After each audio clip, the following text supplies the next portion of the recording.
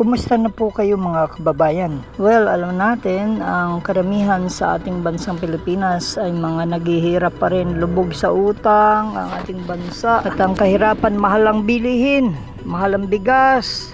Ay, tumaas na naman po ng halos kulang 10 piso, malapit 10 piso ang mga presyo ng gasolina rito, lalo na dito sa lalawigan ng Aurora. Dating 71, 72 o 69, naging 80 to 84 pesos per liter. Ano kaya ang ginagawa ng ating buwisit na pamahalaan? Hindi na ba mapatitino ni Marcos ang ating bansa? Sino pa kayang presidente ang pwede magpatino, hindi na patino ng iba't ibang presidente natin? So, walang nagagawang matino o may matinuman, katiting lang. Pero itong ating mga senador at mga congressman, mga trapo, ano nang silbi ninyo? Sayang ang mga sweldo sa inyo. Sayang na sayang. Sila, kayo na lamang ang yumayamang mga politikong korap. Dapat kayo talagang binibitay. Dagdagan pa ng mga korupsyon na nagpapatuloy sa ating bansa. Sa mga probinsya, mga munisipalidad, bayan, city. Ano na, sana ay dumami ang katulad ni Vico Soto, Sol Aragones at saka ni Benjamin Magalong ng Baguio City. So, sana po mamatay na talaga at talagang kunin na ng Diyos. Lord, kunin mo na itong mga walang hiyang magnanakaw ng mga mambabatas at mga politikong salot ng lipunan sa aming bansang Pilipinas. Nako, pakikuha nyo na po, isa-isahin nyo. Bahala na kayo. Oh Lord, yung panalangin namin ay ganun sa panalangin ng mga propeta at ng mga talagang mga taong lingkod mo. Sana'y kunin mo na po ito. Wala nang pag-asa. Kung talagang hindi na magbabago ito. Oh Lord, talaga. Sorry Lord, talaga hindi na magbabago ito. Talagang nakatatak na ang kasamaan sa mga puso ng mga ito. Ang nakawan ng aming bayan. Minana nila sa mga kurap ng mga magulang nila. Well, ito pong tatalakayin natin ngayon ay tungkol dito sa sinabi ni ano to? Sino ba ito? DILG, John Vic Remulla, Secretary. Kuno na mahina, balak ring tumakbo, nagpapalapad ng mukha, wag nyo nang iboboto ha. Tungkol po ito dito sa mga problema ng ating mga kabataan, mga bata, children and young people. Ang mga nagiging kriminal na ginagaya na po daw nila ang copycat crime, baga. Nahihilig na itong mga kabataan natin sa paggawa ng mga karahasan. Kinokopya na lang nila. Kokopyahin na, oh yes, isa po yan. Ginagaya ho talaga nila. Ayun, napapanood nila. Halimbawa yung sa game, diba? Yung mga marahas na mga game na ginagaya nila. Online, Roblox at iba pa. Nauutusan din silang gumawa, magpakasama. Tanggalin ho yan, ipagwawal talaga sa mga bata ho yan. Isang kasalanan din yan ng pamahalaan na hindi nila tinututukan, inaasa sa magulang sa eskwelahan. Silang dapat mag-regulate, silang dapat mag-utos sa dapat kumilos na tanggapan. Kayong mga presidente mambabata sa law enforcer, chief executive, mayor, governor, kaya nga chief executive ngayon ang mga bata ho may mga cellphone. Talagang dapat po talaga baka maging kriminal yan. Kaya atin ng gobyerno ang mga magulang. Alimin ng DSWD, ng pamahalaan kung ano ang problema ng bawat pamilya sa kanilang mga anak upang hindi maging kriminal. Gawa ng solusyon ng gobyernong permanente, hindi tapal-tapal. Gamitin ng gobyerno ang DepEd, CHED, simbahan o mga religious sector na matitino ha. Paano ba mababago ang ating mga kabataan na dapat pag-asa ng mga ating bayan? Ano ho ba nangyayari? Meron tayong DSWD na nagsasanay, tumutulong. Paano ba mababago ang ating mga kabataan? SK, ano ba? Paano bang magagawa? Ano bang pakikipagtulungan? Ha? Ang mga eskwelahan, ano ho bang pwedeng maitulong talaga ng ating eskwelahan? Kaya atin ang mga committee ng mga education ng Senado, Kongreso at ng Presidente, ano bang ginagawa ninyo, DILG? Hikayatin ng barangay, ang mga sangguniang panlalawigan, sangguniang bayan sa committee ng education at mga governor, mayor. Huwag pakaang-kaang nagiging kriminal na ang mga kabataan at bata natin. Ano kayo ha? Baka kayo nang mamatay. Buti kung kayo lang ang mamamatay. Buti kung yung mga corrupt na government official sasaya talaga, uunlad ng Pilipinas. Talagang nahahawa, nakakapikat, totoo po yan. Pero ang question ko, itong gobyernong ito, kung hindi bobong gobyernong ito, ha? Presidente Marcos, ipakita mo yung talino mo. Please, pakitutukan ang mga kabataan, okay? Ang children. Ang bawat pamilya, ano bang problema sa bawat pamilya? Ano ba ang dapat nating parental guidance. Ano ba ang dapat nilang gawin? Ano ba ang problema? Paano ba nila matututukan ng mga anak nila? Syempre, ano ang dapat pagpapaalaala sa mga lintik na mga istasyon ng mga radyo o TV o binabayaran ng gobyerno kaysa nagbabayad kayo sa mga lintik na mga vloggers ninyo? Maglagak din ng pera sa mga radio stations, sa mga Christian radio stations, or sa mga televisions, ng mga paalaala upang ang mga bata ay hindi gumawa ng masama. Paalaala ng mga mabubuting asal. Hindi yung mukha o yung project ng mga politikong korap na inaangkin nilang sa kanila nang galing yung mga proyekto pero buwis ng bayan ng pinanggalingan. Ikalawa, paano natin yung mga pinapanood? Anyway, dun sa pinapanood naman nila ng mga foreign sa mga Facebook, YouTube, wala namang parental guidance yun kaya nahahawa yan. Ang alam nila, may rape o gawin ko rin kaya, sabi ng ilang kabataan, hanggang ginawa nila. Kaya mahalaga po na paano matututukan ng SK, tutukan nyo naman ano bang ginagawa ninyo. Tutukan naman sana ng mga elementary, ng high school, government, lalo ng government o mga private, meetingin para ano bang dapat, o mga sangguniang bayan, Committee on Education, Committee on yung mga youth, mga children family, kung pakitutungan. Anong gagawin ng mga munisipyo, ng mga kapitolyo? Anong gagawin ang Senado at Kongreso para bumalik yung paggalang, values ng mga bata, ng mga Pilipino, para hindi sila maging ganyang nawawala sa sarili, nagre-rebelde sila dahil talaga namang nambubuli sila. Ano bang gagawin dyan? Ang mga eskwelahan dapat sana tutukan. Alam naman ng mga teacher sino ang bully. Alam naman ng mga teacher kung sino ang nabubuli. Ako minsan reactive lang tayo tugon tayo pag may krimen nang nagawa. Dapat maaga pa. Prevention, proactive. Dapat ginagawa na yan ang kinaukulan. Yung mga sangguniang bayan o sangguniang panlalawigan o city councils. Yung pag-asa ng bayan ng mga bata at kabataan, ayan, nabubulok na po. Ano pang ginagawa ninyo, Anyway, marami naman ang kita ninyo sa korupsyon ninyo. Sumpain nawa kayo ng Diyos. Puro kayo hearing sa korupsyon ng mga kalaban ninyong politiko, pero yung korupsyon ng kapolitika ninyo hindi nyo nasisita na bubulgar. Kayo mga bulok na politiko, mga bulok na presidente, bulok na mga senador, bulok na mga congressman, bulok na mga yung mga bulok na mga governor at mga mayor at yung mga alipores ninyo sa inyong mga panunungkulan. Ewan ko bakit tayo nagkamalas-malas sa pagkakaroon ng mga bobong mga mambabatas, bobong mga presidente. Ay nako, hindi na palubog ang Pilipinas at pinagtatawanan. Puro utang ng susunod na administrasyon. Utang na naman, kickback.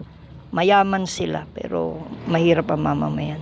Magulo ang bayan, kawawa ang mga kabataan. Sugo ng demonyo ng dyablo kayo dito sa Pilipinas. Paranas nawa ng Diyos sa inyo ang kapangyarihan niya at ang kanyang pagpaparusa sa mga sa inyo na mga ayaw magsuko ng buhay, ayaw magtuwid ng buhay sa nais ng Diyos na pamumuhay. Bigyan nawa tayo ng Panginoon ng talagang matitinong leader mula sa baba hanggang taas. Sana po patnubayan ng mga matutuwid at sana yung mga matay itong mga peste ng lipunan, nasalot ng lipunan ng mga politikong magnanakaw. Pangunahan ba naman din tayo ng mga talagang mga makamundong mga politiko sa ating bansa? Bubulusok tayo, pati moralidad natin bubulusok. Maging kabataan. John Vic, Remulla, ano ang gagawin nyo? Anong plano ninyo? Para yan, kasi kayo sa peace and order, DILG kayo paano nyo pa ugayin ang bawat ahensya? Ang mga LGU, paano nyo pa imumove? Ang mga pamilya, ang mga eskwelahan, ang law and order enforcers, ang mga chief executive, governor, mayors, para mabawasan yung krimeng iyan, Ang daming mga batang gala, gabi, pag sinabing 10 o'clock, ang dami pa rin gumagala. Ang nakawan, holdapan, kidnapan, rape, drugs. Di ba? Hindi na susunod, hindi kaya. Wala akong maisuggest ko, sana bawat barangay, bawat munisipyo maghanap talaga ng may takot sa Diyos na magtuturo ng tungkol sa totoong Diyos, hindi yung Diyos kuno lamang, at yung mga manggagawang lingkod-lingkod dan kuno ay mga ipokritong mga huwad, ay maghanap kayo ng totoo na talagang may malasakit. Totoo na nakapagtuturo ng relasyon sa Diyos upang mabago ang buhay ng mga tao, ng kabataan ng bawat tao. Yan ang kailangan sa kulungan. Tunay na lingkod ng Diyos, tunay na lingkod sa bawat simbahan, tunay na lingkod ni Kristo talaga sa bawat kamunisipyuhan, kapitolyuhan, sa Senado, Kongreso. Kung wala, bagamat relihiyon yan. Pero may relihiyon pa bang matino? May relihiyon pa bang talaga nagtuturo ng relasyon sa Diyos? May relihiyon pa bang may relasyon talagang sa Diyos na totoo o nakikirelasyon lang? Kung wala, ay talagang dyablo ang makakarelasyon at dyablo ang magpapatakbo sa ating bansa. Ang mga cellphone natin, wala ng parental guidance. Mapanood nila video, board, kung ano-ano na. Sige, mga porno, sige, wala na, nagmo-monitor. Paano ba mababawalan ng mga batang mag-open ng cellphone? Oo, nasa magulang yan din. Pero ang gobyerno anong ginagawa? Upuan ninyo, pag-usapan kung anong talagang dapat gawin para hindi magpatuloy ang bata sa pagkahumaling sa mga masamang panuurin. At saka napapanood nila yung mga masasamang politiko magnanakaw na nag-aaway-away ng mga masasama. Talagang wala talaga, mahahawa ang ating bansang Pilipinas sa mga politikong masasama. Magagaya ng ating mga bata at kabataan. Tama rin yan na kinakailangan maparusahan na kahit bata, okay, alalayan sila, okay, ma-correct sila, ma-intervention, tunay na intervention, tama po yun. At saka yung mga drug addict na iba, sa mga kulungan kapag hindi na ituturo ang relasyon sa Diyos na tama, panay ritual lang, kanta-kantahan lang, Bible lang, walang relasyon, maramdaman sila, tumanda sila, wala silang maramdaman. Wala lamang ang ginawa nila, hindi nila nakarelasyon ng Diyos. Parang politiko ring mga magnanakaw pa rin. Ang mga anak natin ay nagsipagwala, pag nagsipagrally, pag nagsipagwala yan, ay talagang lilitaw ang kademonyuhan na nahawa sila o namana nila. Parang sa ibang bansa, tinira nila at pinarusahan at kinitil yung mga government officials. Ang magrevolusyon, hindi natin alam kung ano na ang impluensya ng dyablo sa buhay nila at anong kaya nilang gawin sa pamilya at sa bayan natin. Kaya kilos, gising, ang ating pamahalaan, bongbong, kilos ka, yung Senado nating bubulok-bulok at congressman, kumilos kayo, mga governor, mayor, kumilos kayo, barangay, chairman, mga kagawad, kumilos kayo. Kaya nga kahit nga mga mayor, governor, kung walang matuwid na taga-akay yan na magtuturo ng Diyos sa buhay nila, ay nako, magnanakaw pa rin, kurap pa rin yan. Kahit sino pang lintik na mga spiritual advisor kuno nila na sweldo lamang inaantay, putok-batok at mga pera-pera lamang sila. Aliporos ng politika. Pero kung makakahanap talagang matutuwid na tagapangaral yung mga politiko natin, mababago unti-unti. Kung meron pa, konti lamang naman. Karamihan mukhang pera, nabubuhay sa pera lang, sa kung anong sesweldohin sa pamahalaan. Baka pati kukulimbatin pa sa pamahalaan ang kanilang hinahangad. Konti lamang ang maliligtas, sabi ni Kristo, konti lang ang matuwid na tagapangaral, konti lamang ang matuwid na Kristiyanong lumalakad sa landas ng Diyos. O di yan lang ang kakikitaan ng tamang pamumuhay na matuwid. Yan lamang marunong mag-aakay ng pamilya nila. Hindi sa pera, hindi sa yaman, para maging magaling kang mag-akay, hindi. Sa pamumuhay na banal, matuwid, yun ang nakakaakay ng matuwid ng mga anak. Concern ba yan ng pamahalaan na magkaroon ng matutuwid na magulang para mag-i-impluwensya sila sa anak nila na mabuti? Yung gobyerno nga natin, hindi magandang impluwensya. Yung kahirapang dinaranas ng ating mamamayan, ng mga kabataan, ng children, wala, pili lang ang tinutulungan. Itong bulok na gobyernong ito. Peste talaga rin ng mga mamamayan. Lalo na itong mga politikong hindi patas maglingkod at tumulong sa mamamayan. Kaya marami nagagalit, marami nagwawala. Kayo sana unang mabiktima ng mga taong napepeste ninyo. Ang lahat ng concern na sektor upang pag-usapan yan, upang mapigilan. Prevention. Walang ginagawa yatang prevention ng ating bansa. Sayang ang pera ng gobyerno magagamit, hindi nagagamit sa tama, kundi korupsyon. Yan ang sistema, ang bulok na sistema ng gobyernong umiiral ngayon at noon. At lumubog ang Pilipinas sa kahirapan, kundi korupsyon ng mga magnanakaw, ng mga mambabatas, mga politiko, ay ang mga trapong, mga basurang peste ng lipunan. Totoo yan, hindi ako nagsasalita ng hindi totoo. Totoo yan. Maski ano pang sabihin ninyo, bulok ang ating mga naluluklok, kundi puro politika, panay invested interest din lang, makanakaw, pare-parehas lang ho yan, wala. Ay siguro si Bico, o di kaya si Sol Aragones, o di si Magalong, yan ang mga piliin nyo, yung matitino, yung katulad ng mga matitino, sila magsaysay. Wala, hindi tayo nagkaroon ng presidenteng ubod-tino. Para sa akin, bulok lahat ang mga naging presidente, hindi na iahon sa kahirapan at hindi natanggal ang korupsyon. Wala, trapo ng mga presidente, trapo ng mga mambabata senado o congressman, mga senador, wala. Meron man, katiting lang. Sino hindi makaboboto ng, hindi makakabuo ng batas para asang-ayunan ng mga siraulong mga mambabatas, kaya hindi na isa sa batas yung magagandang batas.